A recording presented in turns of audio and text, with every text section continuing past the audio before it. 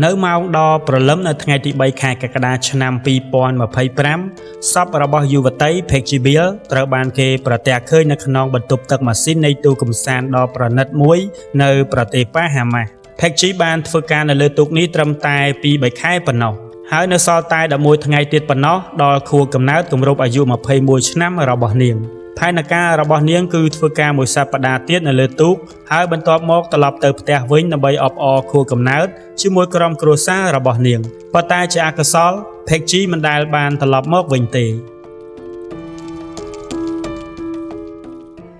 នេះគឺជារឿងរ៉ាវរបស់នារីវ័យក្មេងម្នាក់ដែលពោរពេញដោយក្តីសុបិនតែជីវិតត្រូវបានកាត់ផ្តាច់ដោយអក្រិតកម្មដ៏ឃោរឃៅមួយ Peggy Bill កើតនៅថ្ងៃទី14ខែកក្កដាឆ្នាំ2004ក្នុងទីក្រុង Johannesburg ដែលជាទីក្រុងធំបំផុតនៅអាហ្វ្រិកខាងត្បូងនាងគឺជាកូនស្រីរបស់ John និងអ្នកស្រី Michelle Bill ដែលក៏មានកូនស្រីម្នាក់ទៀតឈ្មោះ Chalisa ផងដែរក្រុមគ្រួសារនេះបានរស់នៅ Johannesburg អស់រយៈពេលជាច្រើនឆ្នាំប៉ុន្តែក្រោយមកបានសម្រេចចិត្តផ្លាស់ទៅរស់នៅ Durban ដែលជាទីក្រុងឆ្នេរមួយដែលល្បីល្បាញដោយសារឆ្នេរខ្សាច់ដ៏ស្រស់ស្អាតស្ថិតក្នុងខេត្ត KwaZulu-Natal ទីក្រុង Durban ដែលមានអាកាសធាតុត្រូពិកនិងជាប់សមុទ្របានបណ្ដោះនៅចំណង់ចំណូលចិត្តរបស់ Peggy ចំពោះទឹកដែលជាចំណង់ដែលនឹងកំណត់អនាគតរបស់នាងកាលពីកុមារភាព Peggy ត្រូវបានគេពិពណ៌នាថាជាក្មេងរីករាយនិងមានស្នាមញញឹមគ្រប់ពេលមិត្តភ័ក្តិនិងក្រុមគ្រួសារបានហៅនាងថាក្មេងស្រីមាសដោយសារបុគ្គលិកលក្ខណៈដ៏កក់ក្ដៅរបស់នាង Peggy ធំឡើងនៅ Hillrest ជាតំបន់ជាយក្រុង Durban ដែលត្រូវបានគេស្គាល់ថាជាតំបន់លំនៅឋានស្ងប់ស្ងាត់និងសមរម្យសម្រាប់គ្រួសារមធ្យមតំបន់ Hillrest ត្រូវបានគេចាត់ទុកថាជាតំបន់សម្រាប់វណ្ណៈកណ្ដាលដែលមានសាលារៀនល្អៗនិងនៅជិតឆ្នេរសមុទ្រនាងបានចូលរៀននៅវិទ្យាល័យ Hillrest ជាកន្លែងដែលនាងជាសិស្សឧស្សាហ៍ព្យាយាមនៅឆ្នាំ2022ក្នុងអាយុ18ឆ្នាំ Peggy បានបញ្ចប់ការសិក្សាពីវិទ្យាល័យឬត្រូវបានគេហៅថា Matric នៅអាហ្វ្រិកខាងត្បូងដែលជាព្រឹត្តិការណ៍ដ៏សំខាន់មួយក្នុងជីវិតរបស់នាងការធំឡើងនៅ Durban ដែលជាទីក្រុងភ្ជាប់ទៅនឹងសមុទ្របានជំរុញក្តីសុបិនរបស់ Peggy ក្នុងការធ្វើការលើទូកកម្សាន្តប្រទេសអាហ្វ្រិកខាងត្បូងទោះបីជាមានភាពស្រស់ស្អាតយ៉ាងណាក៏ដោយក៏ប្រឈមមុខនឹងបញ្ហាសេដ្ឋកិច្ចដោយសារតម្លៃប្រាក់រងរបស់អាហ្វ្រិកខាងត្បូងមានតម្លៃប្រហែល18ដងតិចជាងប្រាក់ដុល្លារអាមេរិកសម្រាប់យុវជនដូចជា Peggy ការធ្វើការលើទូកប្រណិតនៅបរទេសមិនមែនត្រឹមតែជាការផ្សងព្រេងប៉ុណ្ណោះទេប៉ុន្តែក៏ជាឱកាសហិរញ្ញវត្ថុដ៏សំខាន់ផងដែរការរកប្រាក់ដុល្លារហើយប្ដូរមកជាប្រាក់រងអាចផ្ដល់សន្តិសុខដើម្បីវិនិយោគក្នុងការអប់រំនិងកសាងជីវិតកាន់តែប្រសើរជាមួយនឹងការតាំងចិត្តនិងស្មារតីផ្សងព្រេងរបស់នាង Peggy បានសម្រេចចិត្តតាមរកក្តីសុបិននោះបន្ទាប់ពីបញ្ចប់វិទ្យាល័យ Peggy បានចាប់ផ្ដើមអាជីពរបស់នាងក្នុងឧស្សាហកម្មនាវាចរប្រហែលនៅឆ្នាំ2023ទោះបីជាប្រភពមិនបញ្ជាក់ការបរិច្ឆេទចាប់ផ្ដើមពិតប្រាកដក៏ដោយការងារដំបូងរបស់នាងគឺនៅលើទូកប្រណិតធំ Sweet Emotion ជាកន្លែងដែលនាងធ្វើការជាអ្នកបម្រើរហូតដល់ខែធ្នូឆ្នាំ2024តួនាទីនេះតាក់ទងនឹងការបម្រើភ្ញៀវធានាភាពសុខស្រួលរបស់ពួកគេនិងគ្រប់គ្រងតម្រូវការនៅលើទូកដែលជាការងារដ៏តានតឹងមួយដែល Peggy បានបំពេញយ៉ាងល្អឥតខ្ចោះមិត្តរួមការងាររបស់នាងនៅលើទូក Sweet Emotion បានពិពណ៌នាថានាងជាគ្រួសារលើសពីមិត្តរួមការងារពួកគេនិយាយថានាងមានភាពសកម្មខ្លាំងហើយមានសមត្ថភាពនាំមកនូវភាពស្ងប់ស្ងាត់និងភាពរីករាយសូម្បីតែនៅថ្ងៃដ៏វែងនៅលើសមុទ្រក៏ដោយ Peggy បានទទួលការគោរពនិងក្តីស្រឡាញ់ពីក្រុមរបស់នាងយ៉ាងឆាប់រហ័សនៅលើ TikTok នាងបានចែករំលែកនៅពេលវេលានៃជីវិតរបស់នាងនៅឯសមុទ្ររួមទាំងវីដេអូជាមួយមិត្តប្រុសរបស់នាងផងដែរដែលអត្តសញ្ញាណមិនត្រូវបានបញ្ជាក់ដោយប្រភពប៉ុន្តែដែលហាក់ដូចជាមានចំណងចំណូលចិត្តដូចនាងចំពោះទឹកផងដែរទំព័រ Instagram របស់នាងក៏បានបង្ហាញរូបថតនៃជីវិតដ៏ល្អឥតខ្ចោះជាមួយនឹងទេសភាពកម្រនិងពេលវេលារំហែកាយនៅឯសមុទ្រនៅខែមករាឆ្នាំ2025 Peggy បានចាប់ផ្ដើមធ្វើការនៅលើទូកប្រណិតធំ Far From It ដែលជាកប៉ាល់មានប្រវែងជាង140 feet ដែលបានចតនៅ Harbour Island ក្នុងប្រទេសបាហាម៉ាស់នេះនឹងក្លាយជាការងារចុងក្រោយរបស់នាងជាកន្លែងដែលនាងបានបន្តធ្វើការជាអ្នកបម្រើដោយបម្រើភ្ញៀវនៅក្នុងបរិយាកាសប្រណិតដែលជួលក្នុងតម្លៃប្រហែល$165,000ក្នុងមួយសប្តាហ៍ទូក Far From It ដែលត្រូវបានសាងសង់ដោយ Richmond Yacht នៅទីក្រុង Vancouver មានសមត្ថភាពផ្ទុកភ្ញៀវ12នាក់និងបុគ្គលិករហូតដល់8នាក់ Peggy មានការរំភើបដោយគ្រងនឹងត្រឡប់ទៅផ្ទះនៅ Durban ដើម្បីអបអរខួបកំណើតគម្រប់អាយុ21ឆ្នាំរបស់នាងនៅថ្ងៃទី14ខែកក្កដាឆ្នាំ2025ដែលជាព្រឹត្តិការណ៍សំខាន់មួយផ្នែកវប្បធម៌នៅអាហ្វ្រិកខាងត្បូងនាងមានផែនការធំសម្រាប់ខួបកំណើត21ឆ្នាំរបស់នាងម្ដាយរបស់នាងអ្នកស្រី Michelle កំពុងរៀបចំពិធីជប់លៀងជាមួយនំ Red Velvet ដែលជាចំណូលចិត្តរបស់ Peggy ហើយក្រុមគ្រួសារកំពុងទទឹងរង់ចាំការវិលត្រឡប់របស់នាងប៉ុន្តែដែលសោកនាដកម្មផែនការទាំងនោះមិនបានសម្រេចនៅឡើយ11ថ្ងៃមុនថ្ងៃខួបកំណើតរបស់នាងក្នុងម៉ោងដ៏ព្រលឹមនៃថ្ងៃទី3ខែកក្កដាឆ្នាំ2025 Peggy ត្រូវបានគេប្រទះឃើញស្លាប់នៅក្នុងបន្ទប់ម៉ាស៊ីននៃទូកំសាន្ត Far From It ក្នុងអក្រិតកម្មមួយដែលធ្វើឲ្យសហគមន៍នាវាចរនិងគ្រួសាររបស់នាងភ្ញាក់ផ្អើលក៏ Harbour Island ដែលត្រូវបានគេស្គាល់ផងដែរថា Brilliant គឺជាកោះតូចមួយដែលមានទំហំប្រហែល 18,700 គុណនឹង 7,900 feet ស្ថិតនៅចម្ងាយប្រហែល60ម៉ាយពី Nassau ក្នុងប្រទេសបាហាម៉ាស់ត្រូវបានគេស្គាល់ថាជា Brilliant Central កោះនេះគឺជាកន្លែងកម្សាន្តសម្រាប់តារាល្បីៗដូចជា Bill Gates, Mick Jagger, Tom Cruise និង Kardashian ជាដើមជាមួយនឹងឆ្នេរខ្សាច់ពណ៌ផ្កាឈូកនិងភូមិគ្រឹះផ្ដាច់មុខវាជាកន្លែងដែលសន្តិសុខគឺជាអាទិភាពដោយមានឆ្មាំនិងអចលនទ្រព្យរឹងមាំប៉ុន្តែនៅម៉ោងដ៏ព្រលឹមនៃថ្ងៃទី3ខែកក្កដាឆ្នាំ2025សន្តិភាពនោះត្រូវបានបំផ្លាញដោយអក្រិតកម្មដ៏សាហាវនៅលើទូកំសាន្តប្រណិត Far From It នៅម៉ោងប្រហែល1ព្រឹកប៉ូលីសបាហាម៉ាស់ត្រូវបានគេហៅទៅកាន់កន្លែងកើតហេតុមួយនៅ Harbour Island Marina ជាកន្លែងដែលទូ Far From It បានចតបុគ្គលិកទូកបានរាយការណ៍ថា Peggy Bill ដែលជាអ្នកបម្រើអាយុ20ឆ្នាំមិនលើកទូរស័ព្ទនិងមិនបានបង្ហាញខ្លួនបំពេញកាតព្វកិច្ចដែលជារឿងមិនធ្លាប់សម្រាប់នាងដោយសារនាងត្រូវបានគេស្គាល់ថាជាមនុស្សទៀងទាត់និងឧស្សាហ៍ព្យាយាមដោយមានការព្រួយបារម្ភក្រុមបុគ្គលិកបានចាប់ផ្ដើមស្វែងរកនៅលើទូកំសាន្តដែលមានប្រវែងជាង140 feet ជាមួយនឹងកាប៊ីនប្រណិតចំនួន5តំបន់កំសាន្តនិងបន្ទប់ម៉ាស៊ីនដែលស្ថិតនៅលើនាវាខាងក្រោមការស្វែងរកបានបញ្ចប់ដោយភាពភ័យរន្ធត់នៅពេលដែលពួកគេបានរកឃើញ Peggy Bill នៅក្នុងបន្ទប់ម៉ាស៊ីនដែលជាកន្លែងបិទជិតនិងដាច់ស្រយាលនៅលើទូកនាងស្លាប់ដោយមានរបួសដែលអាចមើលឃើញដែលបង្ហាញពីការវាយប្រហារដ៏ឃោរឃៅយោងតាមរបាយការណ៍ Peggy Bill ត្រូវបានគេរកឃើញស្លៀកពាក់មិនពេញលេញដោយមានស្នាមរបួសចាក់ជាច្រើនកន្លែងនៅលើដងខ្លួនរបស់នាងរួមទាំងស្នាមវះជ្រៅនៅលើកញ្ចឹងកនិងរបួសការពារនៅលើដៃរបស់នាងដែលបង្ហាញថានាងបានតស៊ូប្រយុទ្ធយ៉ាងខ្លាំងក្លាប្រឆាំងនឹងអ្នកវាយប្រហារគ្រូពេទ្យក្នុងតំបន់ម្នាក់ត្រូវបានហៅទៅកាន់ទូកប៉ុន្តែបានបញ្ជាក់ថា Peggy Bill បានស្លាប់បាត់ទៅហើយនៅក្បែរសពរបស់ Peggy ប៉ូលីសបានរកឃើញលោក Braychito Munoz វិស្វករជនជាតិមិចស៊ិកអាយុ39ឆ្នាំដែលជាផ្នែកមួយនៃបុគ្គលិកទូក Far From It ផងដែរលោក Braychito មានរបួសធ្ងន់ធ្ងរនៅលើដៃដែលប៉ូលីសបានពិពណ៌នាថាគួរឲ្យសង្ស័យ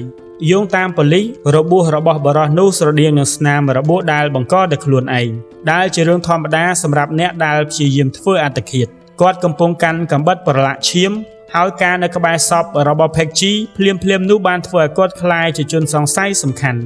Braychito ត្រូវបានឃុំខ្លួននៅកន្លែងកើតហេតុនាំទៅ clinic ដើម្បីព្យាបាលរបួសហើយបន្ទាប់មកត្រូវបានចាប់ខ្លួនពីបទឃាតកម្មចំពោះប៉ូលីសអ្វីៗទាំងអស់បានបង្ហាញថា Braychito បានប្រព្រឹត្តបទឧក្រិដ្ឋហើយបន្ទាប់មកបានព្យាយាមសម្លាប់ខ្លួនប៉ុន្តែហេតុអ្វីកលៈទេសៈនៃឧក្រិដ្ឋកម្មបានបង្កឲ្យមានការសង្ស័យភ្លាមថា Braychito បានព្យាយាមបង្ខិតបង្ខំលើ Peggy ស្លៀកពាក់មិនពេញលេញហើយរបួសដែលបានរាយការណ៍គឺស្របជាមួយនឹងការវាយប្រហារដ៏ឃោរឃៅដែលបង្ហាញពីការប៉ុនប៉ងរួមភេទដោយបង្ខំអាជ្ញាធរមិនបញ្ចេញព័ត៌មានលម្អិតអំពីហេតុផលពិតប្រាកដឬទំនាក់ទំនងរវាង Peggy និង Braychito នោះទេប៉ុន្តែប្រភពបានបង្ហាញថាពួកគេធ្វើការជាមួយគ្នានៅលើទូក Far From It ដែលមានន័យថាពួកគេស្គាល់គ្នាយ៉ាងហោចណាស់ក៏ក្នុងវិជ្ជាជីវៈផងដែរទីតាំងកើតហេតុនៅក្នុងបន្ទប់ម៉ាស៊ីនបានបង្កឲ្យមានសំណួរគួរឲ្យព្រួយបារម្ភហេតុអ្វីបានជា Peggy ស្ថិតនៅក្នុងបន្ទប់ម៉ាស៊ីនវាមិនមែនជារឿងធម្មតាទេសម្រាប់អ្នកបម្រើដែលតួនាទីរបស់នាងតាក់ទងនឹងភ្ញៀវឲ្យទៅនៅក្នុងតំបន់បច្ចេកទេសបែបនេះដោយរបៀបណាតើពិធីជប់លៀងនៅលើទូកដែលអាចមានគ្រឿងស្រវឹងបានខ្លាចជាការមិនអាចគ្រប់គ្រងខ្លួនឯងបានឬតានាងត្រូវបានគេលបួងឲ្យទៅទីនោះដោយលេសអ្វីទាំងនេះគ្រាន់តែជាការសន្និដ្ឋានប៉ុណ្ណោះដោយសារប្រភពមិនបានបញ្ជាក់ថាអ្វីដែលនាំឲ្យ Peggy ស្ថិតនៅក្នុងកន្លែងដាច់ស្រយាលនោះចំណុចគួរឲ្យចាប់អារម្មណ៍មួយទៀតគឺភាពដាច់ស្រយាលនៃបន្ទប់ម៉ាស៊ីនបើ Peggy ស្រែកពេលវាយប្រហារ តាហេតុអ្វីបានជាគ្មាននរណាម្នាក់ឮទូក Far From It មានបុគ្គលិករហូតដល់8នាក់រួមទាំងប្រធានក្រុមផងដែរប៉ុន្តែគ្មាននរណាម្នាក់រាយការណ៍ថាបានឮអ្វីគួរឲ្យសង្ស័យឡើយរហូតតតែនាងត្រូវបានប្រកាសថាបាត់ខ្លួននេះបង្ហាញថាបទអក្រិតនេះអាចកើតឡើងយ៉ាងឆាប់រហ័សឬថាបន្ទប់ម៉ាស៊ីនត្រូវបានបបែកគ្រប់គ្រាន់ដើម្បីបិទបាំងសម្លេងណាមួយប៉ូលីសប៉ាហាម៉ាស់បានចាត់វិធានការយ៉ាងឆាប់រហ័សបន្ទាប់ពីត្រូវបានហៅទៅកាន់កំពង់ផែបន្ទាប់ពីបញ្ជាក់ការស្លាប់របស់ Peggy មន្ត្រីបានសួរចម្លើយប្រាជិតូម៉ូណូដែលត្រូវបានគេរកឃើញរងរបួសនៅក្បែរសពដោយដែលបានរៀបរាប់ពីមុនប្រាជិតូម៉ូណូសគឺជាវិស្វករមេកានិកជនជាតិមិចស៊ិកអាយុ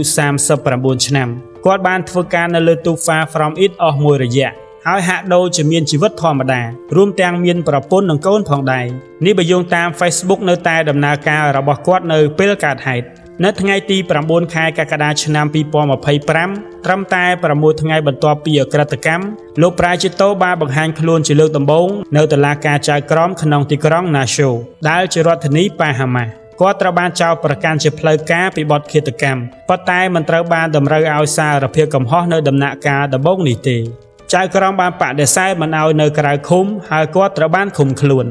សាវនាការបន្ទាប់របស់គាត់ត្រូវបានកំណត់នៅថ្ងៃទី20ខែវិច្ឆិកាឆ្នាំ2025ដែលបានបង្ហាញពីដំណើរការនីតិវិធីយឺតយ៉ាវដែលជារឿងធម្មតានៅប៉ាហាម៉ាស់ការចាប់ខ្លួនរបស់លោកប្រាជិតូបានគូបញ្ជាក់ពីបញ្ហាសំខាន់មួយគឺកង្វះនៃការត្រួតពិនិត្យប្រវត្តិអក្រិតកម្មជាកាតព្វកិច្ចនិងការធ្វើតេស្តផ្លូវចិត្តនៅក្នុងឧស្សាហកម្មទូកប្រណិតធំ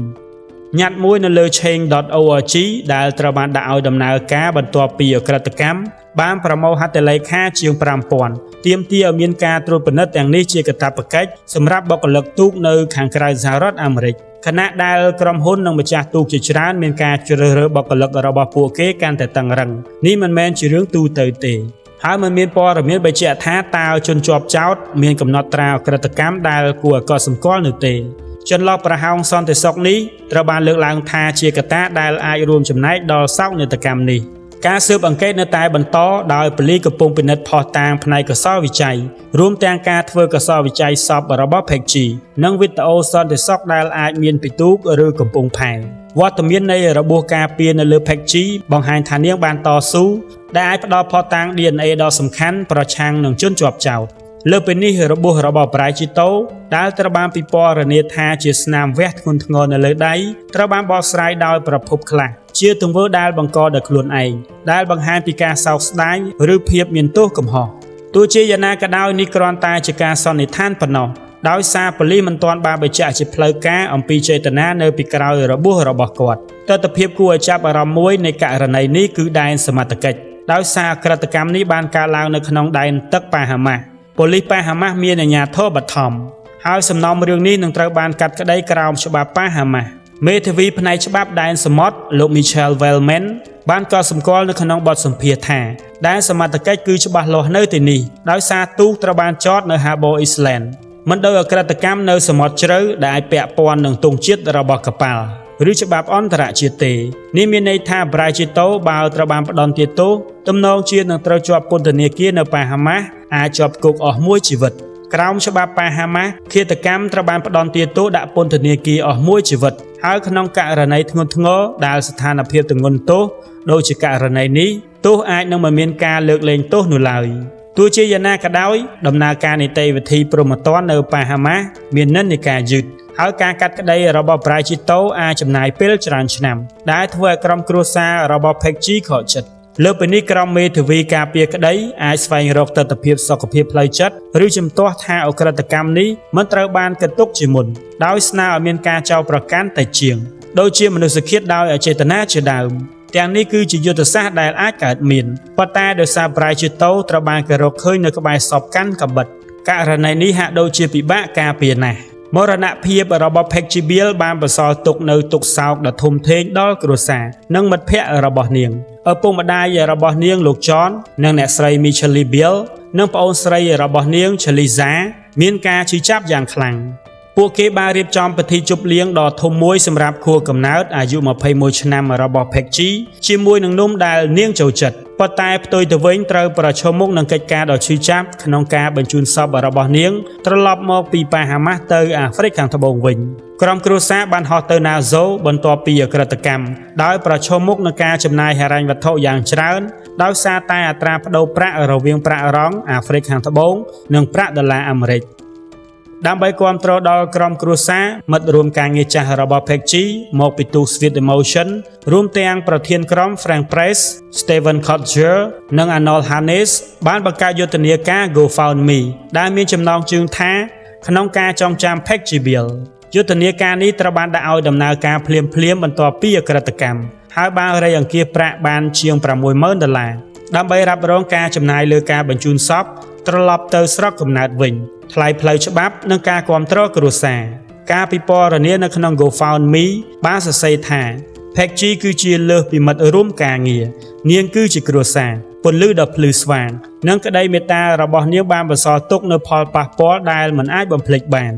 យុទ្ធនាការនេះក៏បានស្នើសុំឲ្យមនុស្សគោរព Peggy ដោយការបរិភោគនំ Red Velvet នៅថ្ងៃទី14ខែកក្កដាដែលជាថ្ងៃខួបកំណើត21ឆ្នាំរបស់នាងនិងចែករំលែករូបថតនៅលើប្រព័ន្ធផ្សព្វផ្សាយសង្គមនៅថ្ងៃទី14ខែកក្កដាឆ្នាំ2025មិត្តភ័ក្តិក្រុមគ្រួសារនិងអ្នកគាំទ្រទូទាំងពិភពលោកបានឆ្លើយតបនឹងការអំពាវនាវរបស់ម្ដាយរបស់ Peggy អ្នកស្រី Michelle ដោយមានឃ្លាថារីករាយថ្ងៃខួបកំណើត Peggy នៅក្នុងទីក្រុង Cape Town មានការប្រារព្ធពិធីរំលឹកមួយនៅលើឆ្នេរសមុទ្រ Camp Bay ជាកន្លែងដែលមនុស្សរាប់សិបនាក់បានជួបជុំគ្នាដើម្បីបួងសួងដល់ Peggy ដោយអុជទៀននិងចែករំលែកអនុស្សាវរីយ៍វិទ្យាល័យ Hillcrest ជាកន្លែងដែល Peggy សិក្សាបានចេញសេចក្តីថ្លែងការណ៍កាន់ទុក្ខចំពោះការបាត់បង់របស់នាងដោយហៅនាងថាជានារីវ័យក្មេងពិសេសម្នាក់ដែលពោរពេញដោយភាពរីករាយក្រុមគ្រួសាររបស់ Peggy បានចេញសេចក្តីថ្លែងការណ៍មួយថ្លែងអំណរគុណដល់មនុស្សគ្រប់គ្នាសម្រាប់ការគាំទ្ររបស់ពួកគេហើយបានស្នើសុំឲ្យមនុស្សកុំភ្លេចនាងខ្ញុំមិនបានរកឃើញព័ត៌មានអំពីថាតើមិត្តប្រុសរបស់ Peggy បានធ្វើសេចក្តីថ្លែងការណ៍ជាសាធារណៈណាមួយនោះទេមរណភាពរបស់ Peggy Bill មិនត្រឹមតែធ្វើឲ្យក្រុមគ្រួសាររបស់នាងតក់ស្លុតប៉ុណ្ណោះទេប៉ុន្តែថែមទាំងឧស្សាហកម្មទូប្រណិតធំដែលជួបមនុស្សវ័យក្មេងរាប់ពាន់នាក់ដែលស្វែងរកការងារផ្សងព្រេងនិងឱកាសឧក្រិដ្ឋកម្មដែលមានភាពធ្ងន់ធ្ងរបែបនេះគឺកម្រមាននៅក្នុងឧស្សាហកម្មនេះនៅសហរដ្ឋអាមេរិកការត្រួតពិនិត្យប្រវត្តិអក្រិតកម្មគឺជារឿងធម្មតានៅក្នុងឧស្សាហកម្មដែនសមុទ្រក៏តែនៅក្នុងបាហាម៉ាសនិងតំបន់ការ៉ាប៊ីនផ្សេងទៀតវាអាស្រ័យលើម្ចាស់ទូកឬក្រុមហ៊ុនជួលសោកនាដកម្មរបស់ Peggy Bill បានធ្វើឲ្យមានការជជែកវែកញែកឡើងវិញអំពីទំនួលខុសត្រូវផ្លូវរដ្ឋបវេនីប្រសិនបើក្រុមគ្រួសាររបស់នាងសម្រេចចិត្តប្តឹងម្ចាស់ទូក Far From It ពួកគេអាចលើកឡើងពីការធ្វេសប្រហែសក្នុងការជួលប្រសិនបើប្រាជិតោមានកំណត់ត្រាអក្រិតកម្មដែលមិនត្រូវបានត្រួតពិនិត្យទោះជាយ៉ាងណាក៏ដោយគោលនយោបាយធានារ៉ាប់រងទូកតែងតែបដិសេធទំនួលខុសត្រូវចំពោះទង្វើអក្រិតកម្មដែលអាចធ្វើឲ្យបណ្ដឹងរដ្ឋបវេនីណាមួយមានភាពស្មុគស្មាញរហូតមកដល់ពេលនេះប្រាជិតោម៉ូណូនៅតែស្ថិតក្នុងការឃុំខ្លួនដោយគ្មានការធានារងចាំសាវនាការបន្ទាប់របស់គាត់នៅថ្ងៃទី20ខែវិច្ឆិកាឆ្នាំ2025ការស៊ើបអង្កេតនៅតែបន្ត